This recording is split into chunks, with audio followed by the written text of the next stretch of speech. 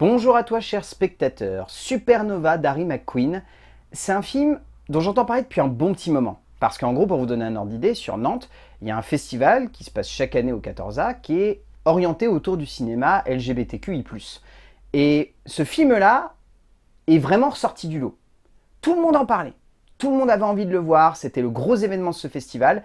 Et moi, j'avais eu quelques échos à gauche et à droite, comme quoi le film était vraiment beau, très touchant.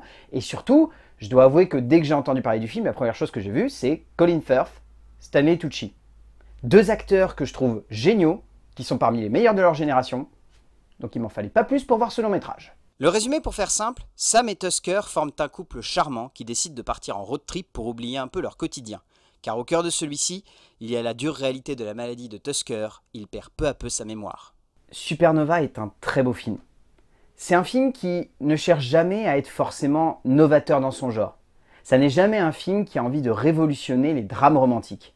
C'est un film qui veut simplement se poser comme un petit témoignage, porté par deux immenses acteurs qui se donnent à fond, pour une œuvre qui est vraiment belle. C'est vraiment une très belle œuvre de cinéma devant laquelle j'ai été particulièrement ému, totalement transporté même en un sens, et qui m'a beaucoup touché.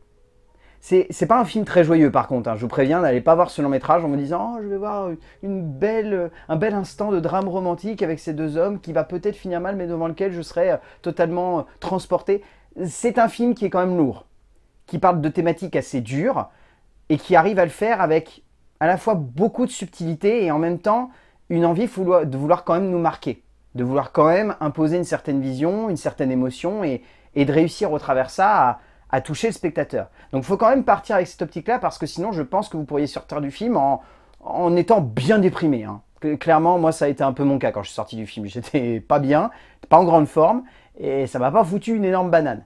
Mais je trouve le film tellement généreux, tellement beau, tellement subtil dans son évocation du rapport amoureux et dans tout ce qui découle de tout ça que vraiment je me suis laissé transporter et c'est vraiment un moment de cinéma que j'ai envie de vous conseiller parce que c'est d'une immense simplicité.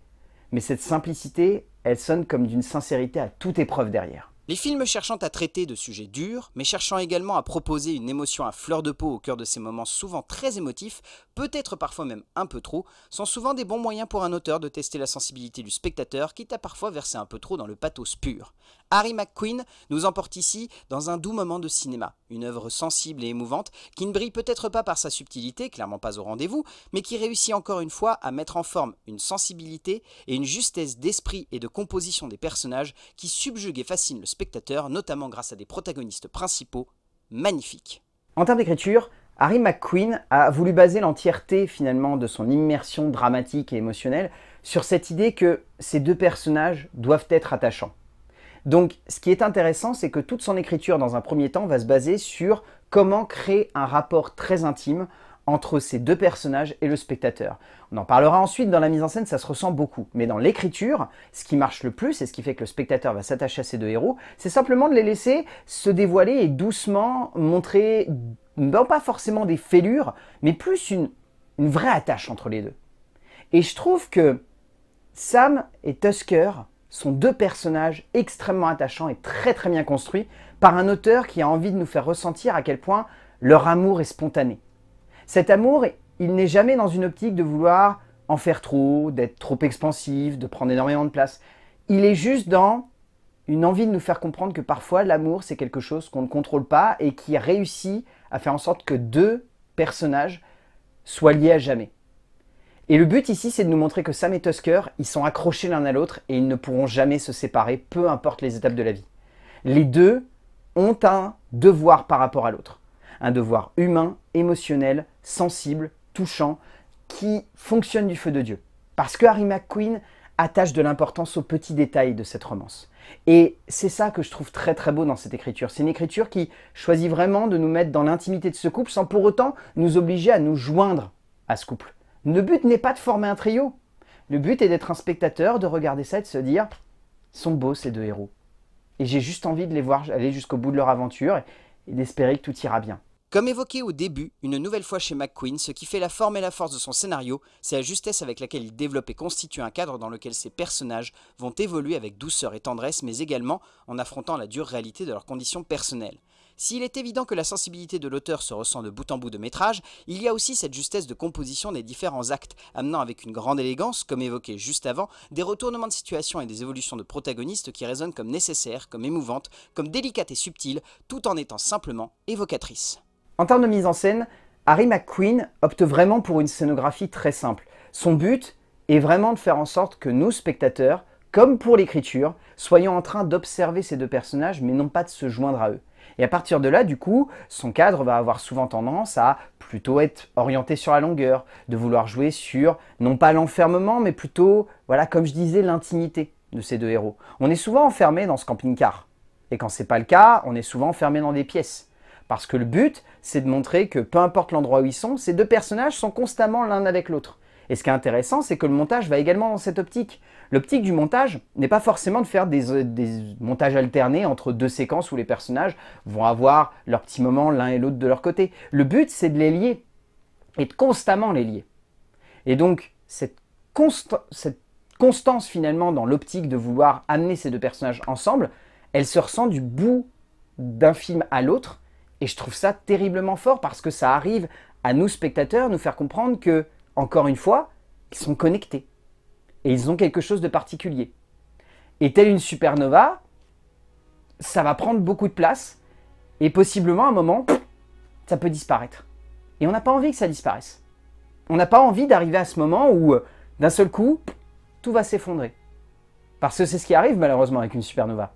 Au bout d'un moment, ça s'effondre. Et la mise en scène va dans cette même optique. Cette optique de jouer sur une fausse tension. Une tension qui n'existe pas vraiment, mais une tension qui est là. Cette optique que on se doute qu'à un moment, il peut y avoir quelque chose qui peut faire céder cette relation.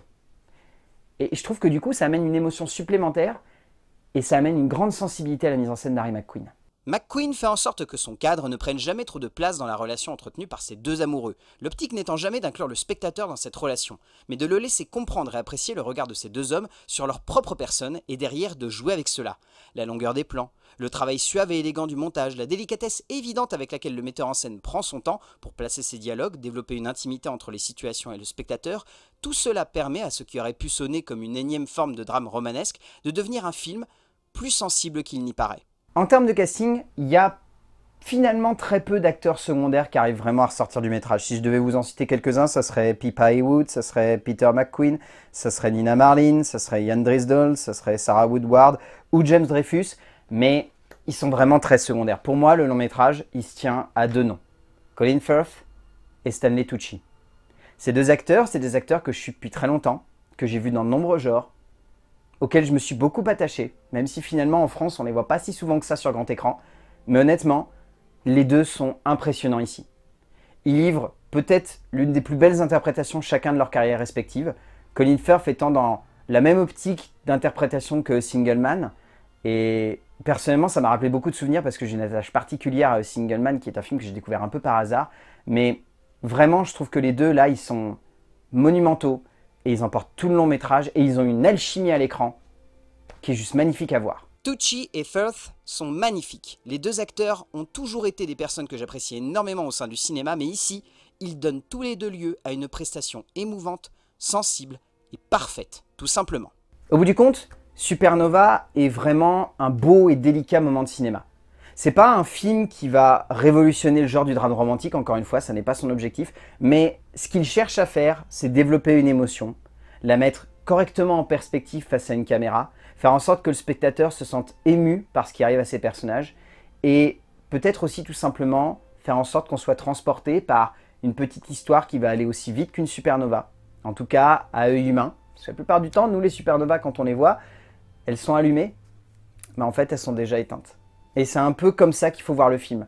Un film où il y a une lueur, on sait qu'elle est là, et pourtant on sait qu'elle est déjà partie. Et je trouve que ce sentiment se ressent parfaitement au cœur de Supernova d'Harry McQueen, que j'ai vraiment envie de vous conseiller de voir en salle, parce que je pense que vous pourriez être vraiment transporté, très ému et touché par cette aventure qui peut sonner comme très simple, mais qui est particulièrement émouvante. A plus.